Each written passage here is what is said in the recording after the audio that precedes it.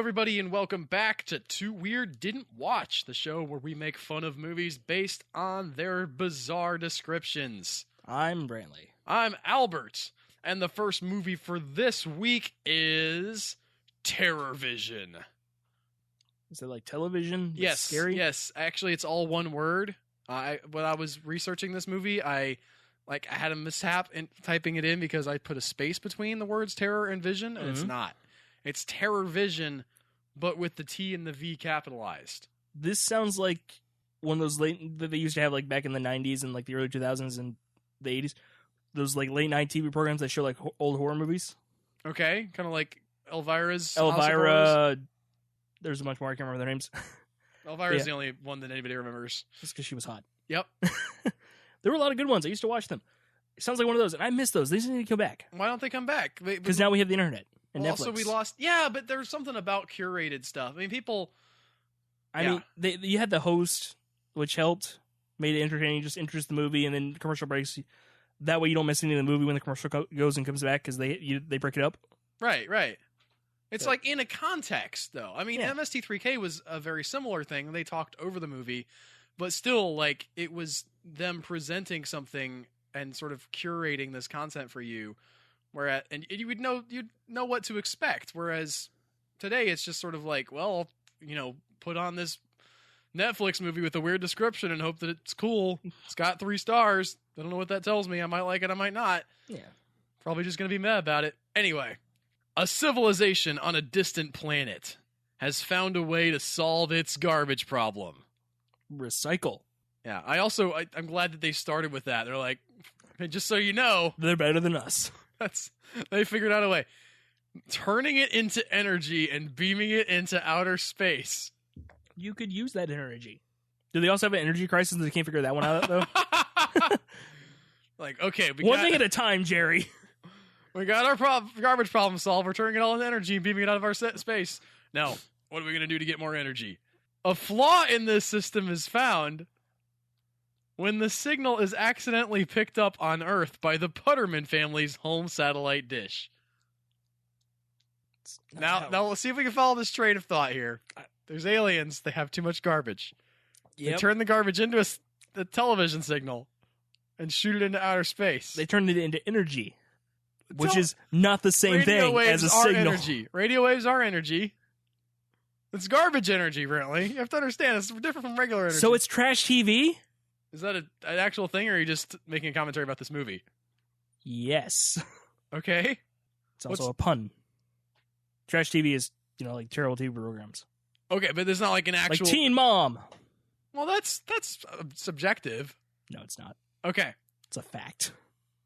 So the Putterman family, they received these garbage radio broadcasts. And that's what MTV was born. Insert your least favorite type of television joke here. Make fun of Sci-Fi Channel if you want. I don't care. Well, this would ordinarily be just another mess. Which... Is the TV shooting out trash at them? Is it firing like a cannon? It would have, Brantley. It would have been doing that. Okay, the sentence implies that it would have been just firing giant piles of trash into their living room. Alien trash. Yes. However, it would be just another mess. But this particular transmission contains a hungry trash monster who quickly begins snacking on the Puttermans and their guests.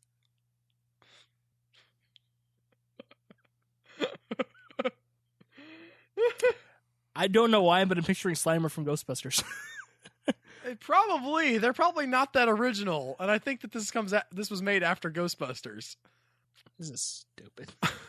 It's about to get a little bit more stupid. Oh, there's more, yay! Only young Sherman Putterman has any clue what is going on, but nobody will believe him.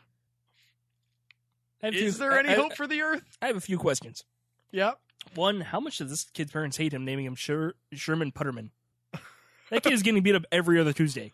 Secondly, the thing is eating people. Mm-hmm. The family and their guests. They must have a huge house as no one's noticing that people are going missing. Except for the kid, obviously. Yeah. Even if the kid says... strain credulity in this movie about a trash monster that came out of their TV with all the alien trash. Even if a kid is telling me that there's a trash monster eating people, and I don't know what that person is, I'm at least going to go look for them. And then you would see the trash monster and be like, oh dear, police. I don't know, if my 4-year-old came to me and was like, Daddy, trash monster ate mommy, I'd be like, okay, that's very super creative. Like, A+, really proud of you. But this keeps happening? How many people stop showing up and then your kid keeps saying trash monster before you go look for the person? Not necessarily the trash monster. I understand that'd be ridiculous. They do. Some movies do a good job of sort of like everybody kind of split off on their own. Despite the fact that I don't really like the first Friday the 13th movie, has a lot of problems. I think it does do a good job of sort of these people don't know that there are murders going on. They end up splitting up for various different reasons. True, but that's at a whole campsite. Yeah, this is a house. They're rich. They had that. They've got that nice satellite TV. They can pick up alien signals from outer space. They must be loaded. Whatever. I've been reduced to just whatever. That's how bad this movie is. I only have jokes at this point. It's stupid. They do have, like, the question at the end is just, is there any hope for Earth? Which, thanks for asking me. I don't know. It depends on what this movie's rated. I don't know how. No, it really does. If this is a PG or PG-13 movie, the kid finds a way to save the day and his parents see him as a hero. If it's more than that, the monster eats pretty much everybody. And then maybe the army can stop it. Okay, I can see that. Yeah. He is eating people, though, so I don't know. People get eaten, either way. Yes. If it's a PG movie, then the people are still alive inside the monster. If it's a PG-13 movie, they're dead, but the kid managed to stop it. Okay. So our movie, everyone dies except maybe the kid. Next up, we have Silent Night, Bloody Night, which we are not saving for Christmas because it's that would take a while. Weird. Yes. Wilford Butler returns home on Christmas Eve, and his house had been turned into a mental institution for the criminally insane. How long was he gone? This is my question also. How do you not know that happened? It's like, I just went out for a hamburger. Did he go enlist in the army and they just thought he left? And so he was gone through training. Should we write Wilbur about turning our house into a mental institution for the criminally insane? He won't care. Listen, he's busy with Maybe his own his problems, death was falsely reported. And there's he left to get dead. that hamburger like 3 hours ago. I don't think he cares about us anymore. It takes a while to set those things up. How do you not know that's happening? He must have been out at this is his old childhood home and something got him separated and maybe. But the day of his return, he is set on fire and dies. That's a short movie. Also, how much does this guy's life suck? He comes home and he's like, you turned my home into a mental institution? Oh, no, okay. I'm on fire and I'm dead. Don't know what he's been doing. He comes back. There's a bunch of cars around his house. You know, he didn't expect anyone. It's weird. And barbed wire fence, most likely. There's a gate, and he's just like, I don't... So he, knocks on the gate, and some, big security guards up there, and he's just, this is my house. What are you doing here? He goes, this is the State Hearst Insane Asylum. What are you doing here, sir? I live here. Oh, you must be an inmate. No, what? They let him in there, and then fire. The guard puts him on fire. I have a bottle of lighter fluid for just this purpose. Sometimes the inmates get out, and we burn them. It keeps them in line. It's an old-style insane asylum. Really old. The townspeople believe his death was an accident, and the institution house is later closed down. Which is a roller coaster ride for this building. It was a home. Insane asylum. Burn victim. Back to just condemned now, I guess. Well, I think it's still a house. Was it actually open to be an insane asylum, or is it just declared to be that, and then the guy lit on fire? I don't know. How far along were they? Did they have patients already? Combustion. He just bursts into flames. You're just I'm not comfortable building a hospital where that happens. We'll go somewhere else, thank you. Wilford leaves the house to his grandson Jeffrey. Did he have the right to do that now? He had come home to drop the will. This guy's this is a really bad day for him. In addition to being burned to death, it's he goes into town and he's like, "Hey, I'm going to leave this." Does he? So he still owns the house. That's what I'm saying, but he didn't know. It's still his property, and nobody thought to tell him. By the way, insane asylum happening here. I was going to say that maybe they thought he was dead, but now in his will it should go to his nephew or whatever. A few years... They just took his house and made an insane asylum. That's not legal. You can't do that. Eminent domain, son. Government can do whatever they want to. A few years later, Jeffrey decides to sell his grandfather's house. But the townspeople, including the mayor, have mixed feelings on keeping people away from the house. Especially when a serial killer escapes from another institution and finds refuge. Was it the house next door? What is this town?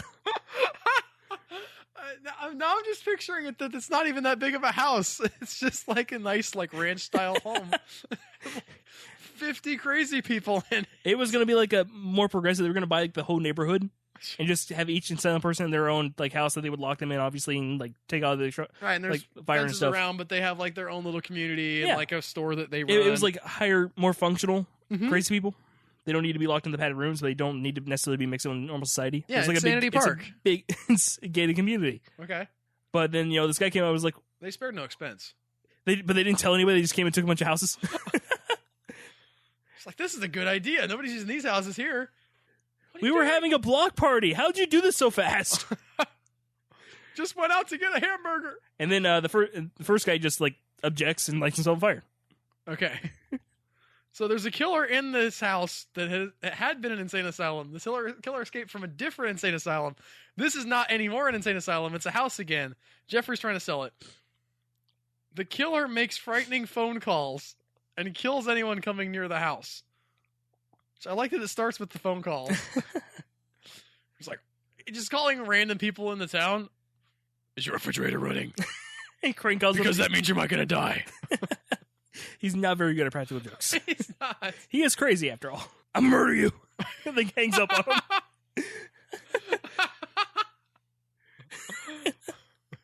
Do you have Prince Albert in a can? I do. It's several cans because he's a big guy, but yeah. Knife you in the back. Good night. He's like awkwardly trying to be threatening, but he doesn't know it, so we were just confused. But what does the killer have in common with what happened to Wilford Butler years before? Burn scars, someone stole his house, insane asylums. I don't know, man. I feel like I feel like this movie accidentally got made, if that makes sense. Like they had two different script piles and they get tossed together. They weren't stapled. Oh, and then somebody just picked up the mess and was like, we'll make this movie. Okay. It's like, wait a minute, now I'm in a flower shop? Because it starts off with a setup that doesn't make any sense, where they just kind of take this house and make an insane asylum, and then he just burns it on fire. But I don't understand the necessity of the other insane asylum.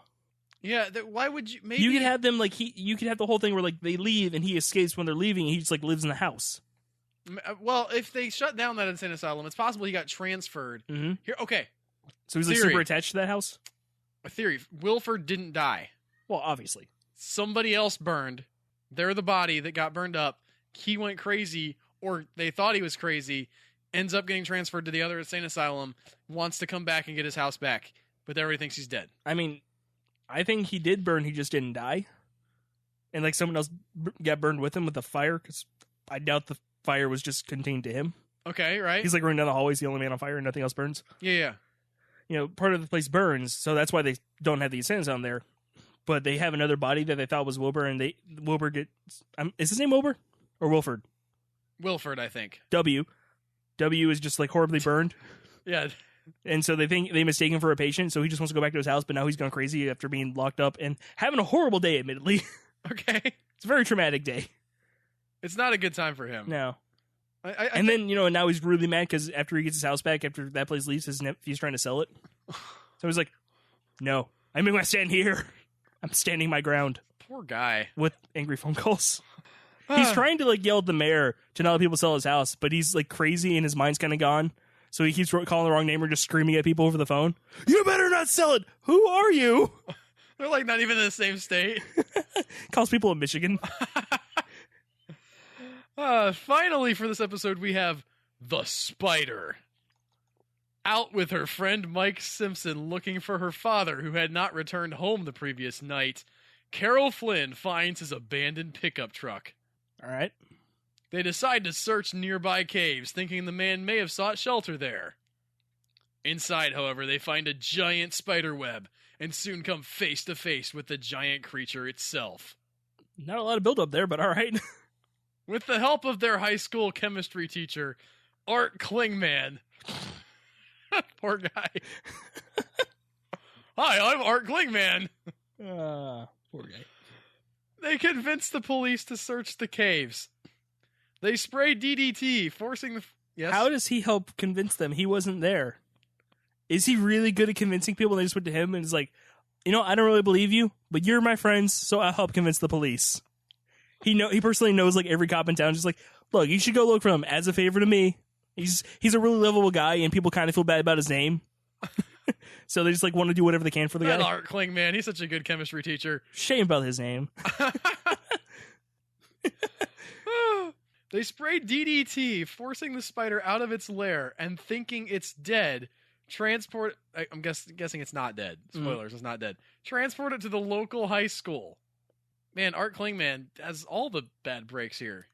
Do you think it's like in his like classroom? He's like, class, we have a unique opportunity to dissect. Well, he's chemistry, so he's like, class, we're going to look at the chemistry behind the spider's webbing. Because that is actually very, very fascinating stuff. It's really difficult to get them up close when they're tiny, but we have a giant specimen here. Yeah. Just happened to get him out of the caves. All right, cut into that thorax, guys.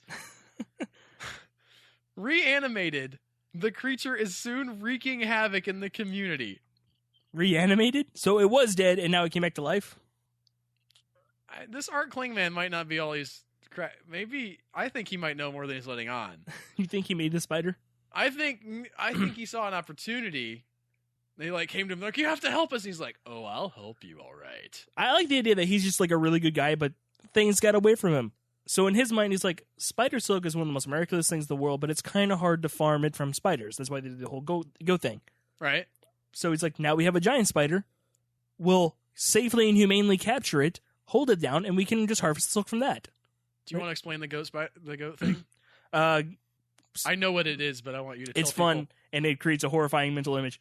So they took goats, and they genetically altered them so that their udders would produce milk and spider webs, which is awesome, because now we can have that silk. But I keep imagining the poor baby goats who get the wrong udder. And you get a mouthful of web, right? And is it a liquid? I mean, silk is kind of semi-liquid when it comes out, yeah. Okay. I don't know. It's hard. It's really hard to see it in the process of being created. So if you ever watch it like really close up, it's really cool and really gross. Okay, I'm gonna look for that YouTube video real soon. Okay. Yeah, and then some like janitor comes in to clean, and then the spider moves, freaks him out, and he accidentally breaks the lock, and the spider gets out. All right, tries to go back to its cave. Yeah. Although he is wreaking havoc in the community. I mean, they had that poison all around its cave, so now it's mad. Yeah. By the way, we never did find out what happened to her dad. Like, did he? He's still just wandering the woods. Like, he just get lost. Guys, I've lost my truck. I was in the tree stand. I fell asleep, and someone moved my truck.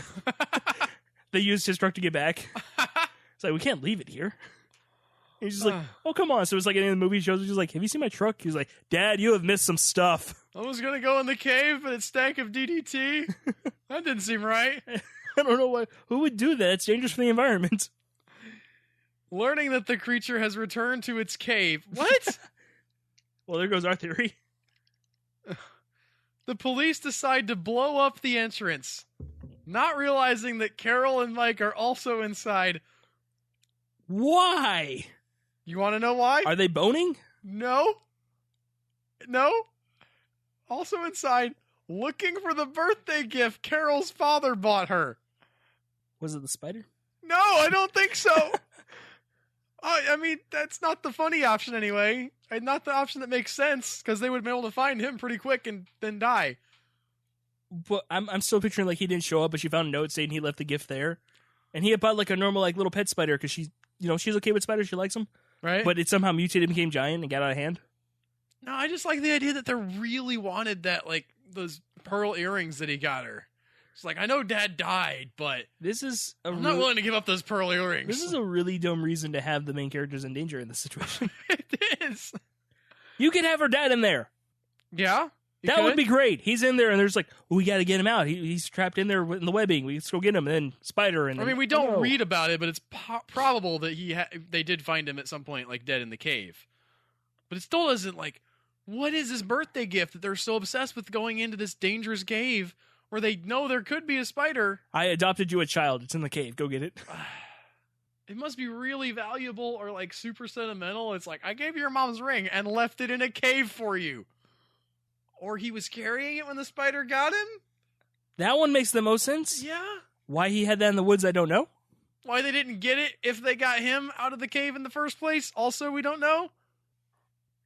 That's not. How far did he get into the cave before he noticed giant spider? It does make it seem like they look a little while before they get him, because they find the giant spider web. I mean, first. How he got in there could depend on what kind of spider. I mean, I know the movie doesn't care. It's just giant spider, and spiders are just spiders to movies. Right. Some spiders make webs and then go hunt their food. Maybe it's one of them. They do have those, which is the trapdoor spiders. Trapdoor spiders? Which you never see a giant one of those in a movie. One of my favorite things, eight-legged freaks. Oh, yeah? Yeah, in like a little half-second scene, but there's a bit where people run across the street and there's like 5 of them. They just keep popping out and grabbing people and dragging them on the ground. It's been a while since I saw that movie. I love Eight-Legged Freaks. It's a stupid movie. It's really, really dumb, and that's why I love it, because it knows it's dumb and has fun with that fact. Okay. And they have different kinds of spiders, and they acknowledge that there are different kinds of spiders. So you get that great, stupid scene where they're on the dirt bikes being chased by the jumping spiders, and they're roaring like lions for some reason. Things gotta make noises. You gotta be scared. Have you ever seen Monster Bug Wars? Monster Bug Wars? Monster Bug Wars. No, have you seen it? Yeah, it's a documentary. It's a documentary series. Oh, okay. I thought it was a movie we could have covered with a name like Monster Bug Wars. No, that'd be great.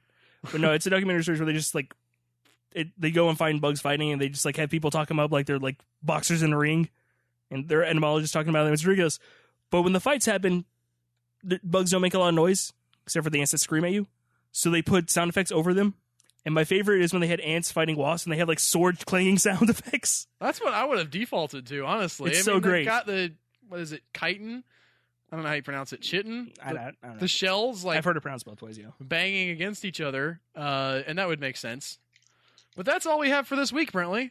That's all for this episode of Too Weird Didn't Watch. Thanks, everybody, for listening.